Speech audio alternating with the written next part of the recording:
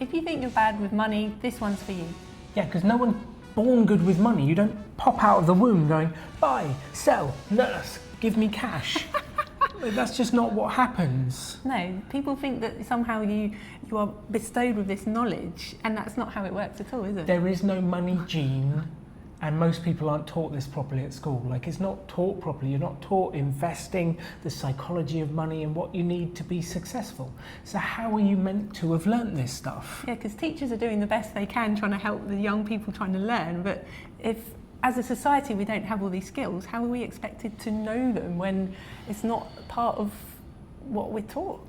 And then we start to get embarrassed because we think we're not good with money, and it becomes an identity issue that we're not good with numbers, I'm bad with money, I'm bad with finances, because you weren't taught. And as soon as we turn it into a character flaw, it becomes embarrassment, it becomes shame, and it becomes something that stops us ever looking at things. And it's that shame that leads to the avoidance, isn't it? If you're ashamed of something, you're not going to want to look at it. You're not going to want to jump straight into working on something that you're shameful about. No, you're not excited like us. Like, let me at the monthly finance meeting, let me check my numbers. You just don't do that. You don't get excited, and then you avoid it. You stop looking at the maths, you stop looking at the numbers, you stop looking at what's coming in and what's going out. And that's when we hit the head in the sand technique. That's not the best technique I've ever seen with people dealing with money. And it's the clarity that you get from starting to look with your money that is what is really needed here. Clarity trumps motivation. If we can help you see the numbers, understand the maths, you'll know what to do.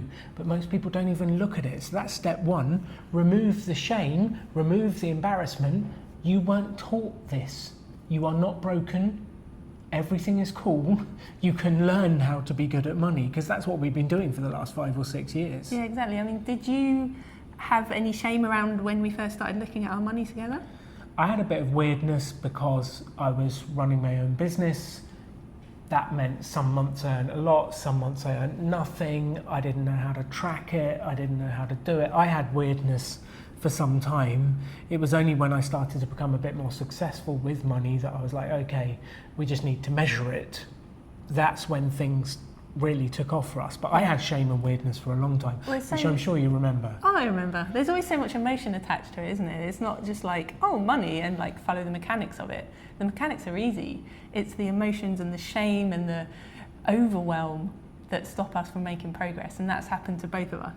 So we want to acknowledge you. You may well feel some of this stuff around money.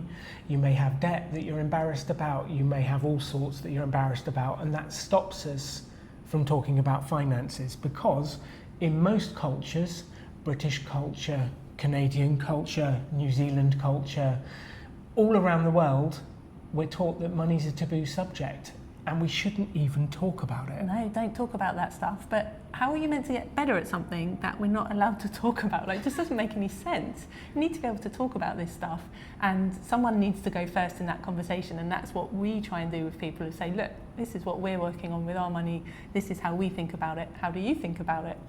So we're trying to break the taboo of money, get you talking about it, realise there's no shame. You are where you are. That's the only place we can start. You can't start somewhere else. We have to start wherever you are and take control of your cash. And if you can do that, well, then we can start to make progress and get further forward with what we're doing. So if you're not taught this stuff in schools, how do we learn it? Well, it's kind of either by osmosis, by what happens to us, or from our parents. And look, parents are doing the best they can, but if they were never taught this stuff, how can we ever expect to be able to learn from them? You've got to somehow break that cycle. Well, if we weren't taught in school, like, what hope do our parents have? They didn't have the internet, they didn't have blogs, they didn't have all these things. Like, of course they're not going to have learnt the strategies, techniques and tools that we've learnt in current day. They were doing the best they could, but most of us have never updated our operating system that was handed to us by our parents. And it's time to take control. You are not responsible for the training that your parents gave you. However, you are 100% responsible for changing it today. And the first step is to work out the one number that no one ever talks about, but is key to getting you on track with your finances. So let's help you do that. Watch the next video in the playlist, and let's get you unstuck.